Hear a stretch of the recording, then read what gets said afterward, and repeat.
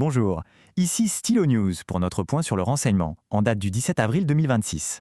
Aujourd'hui, notre regard se porte sur l'Asie du Sud-Est. Nous allons décrypter ensemble les événements et les dynamiques clés qui ont marqué la région ces 2 dernières semaines. Ce point d'information est une présentation de ProWave AI, les développeurs des plateformes Stylo Intelops et Stylo News. Alors, entrons dans le vif du sujet. Quelle est la situation globale? Quel est le climat sécuritaire actuel dans cette région? Voilà une phrase qui résume bien la situation. Quand on parle de matrice de menaces asymétrique, qu'est-ce que ça veut dire? Eh bien, tout simplement que les dangers ne sont pas les mêmes partout. Pensez-y, la crise au Myanmar, c'est une guerre civile.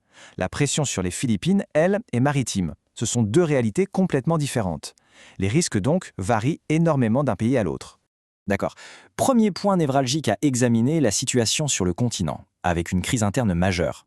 Sur cette carte, on voit très clairement les zones de conflit les plus intenses au Myanmar. Des régions comme Sagaing, Myawaddy, juste à la frontière avec la Thaïlande, et Lachio, plus au nord. Ce sont de véritables épicentres d'une instabilité qui, bien sûr, déborde et menace toute la région. Sur le terrain, la dynamique est assez nette. La guerre civile, c'est vraiment la crise numéro 1. La junte au pouvoir, elle, est en grande difficulté. On a des rapports très crédibles, qui indiquent qu'elle en est réduite à des mesures extrêmes pour empêcher les désertions. En parallèle, la résistance armée, elle, monte en puissance. Elle s'équipe d'armes plus lourdes. Tout ça nous montre que le conflit, il est loin, très loin d'être terminé.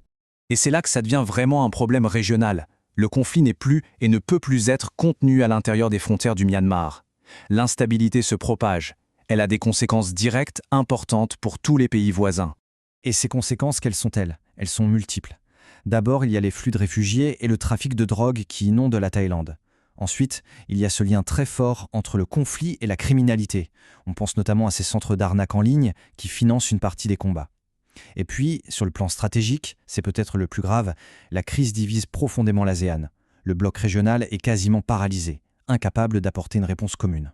Maintenant, quittons le continent pour nous tourner vers la mer. L'autre grand point chaud, cette fois-ci externe, ce sont bien sûr les tensions croissantes en mer de Chine méridionale.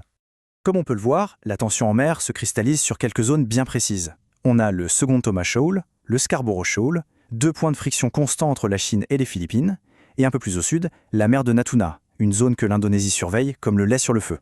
Le cœur du problème ici, c'est ce qu'on appelle les tactiques de la zone grise. Ce n'est pas une guerre déclarée, non. Il s'agit plutôt d'une série d'actions agressives juste en dessous du seuil du conflit armé. Concrètement, la Chine utilise ses gardes-côtes, ses milices maritimes pour faire pression, pour intimider et pour imposer ses revendications. Et la cible principale de ces manœuvres, ce sont les Philippines. Alors comment réagissent les acteurs clés? Leurs positions sont très éclairantes. D'un côté, les Philippines, qui renforcent à toute vitesse leurs alliances, surtout avec les États-Unis. On le voit avec des exercices militaires de grande ampleur. De l'autre, la Chine, qui répond par encore plus de pression et ses propres démonstrations de force. Et puis il y a l'Indonésie. Elle joue une partie d'équilibriste très délicate. Chercher à coopérer avec Washington, oui, mais sans se mettre Pékin à dos et surtout sans se retrouver piégé dans un conflit. 17 000, retenez bien ce chiffre, 17 000.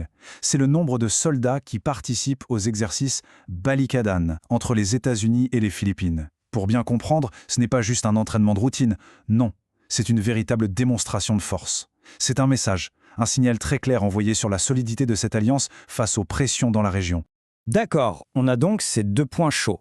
Maintenant, prenons un peu de recul, comment tout cela s'articule-t-il dans le tableau d'ensemble de la région? Ce tableau résume parfaitement ce qu'on disait au début sur la nature asymétrique des menaces.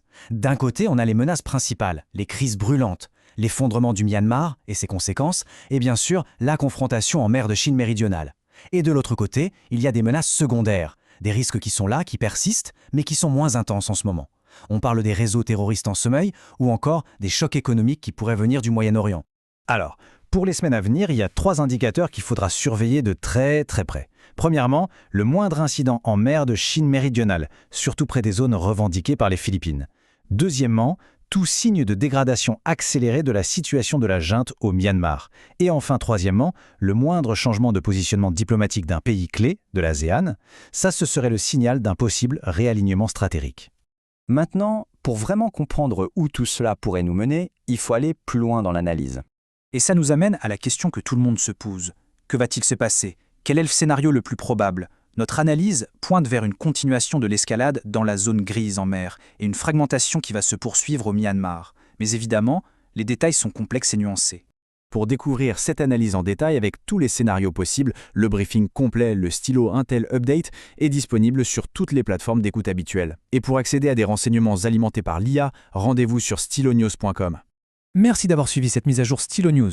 Dans une région aussi complexe où les crises internes et les tensions externes s'influencent mutuellement, être bien informé est absolument crucial. Restez à l'écoute.